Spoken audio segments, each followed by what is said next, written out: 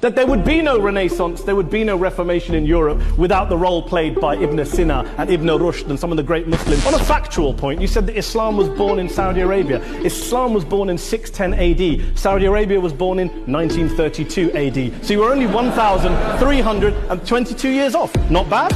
Not bad start there. Talking of maths, by the way, a man named Al-Khwarizmi was one of the greatest mathematicians of all time, a Muslim, worked in the golden age of Islam.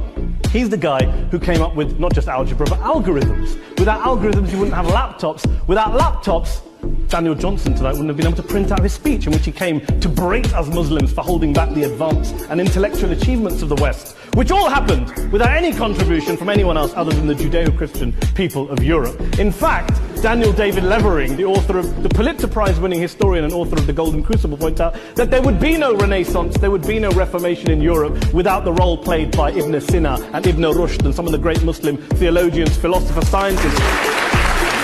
They're the guys who figured out all objects in the universe exert gravity 600 years before Newton stated it. In fact, the guy who came up with that, Ibn al-Haytham, also stated the world's first ever scientific method 600 years before any European did. He stated Newton's first law of motion 600 years before Newton. He stated Kepler's first law of motion 500 years before Kepler. Ibn Sina is the guy who founded modern medicine. He's the reason why we know that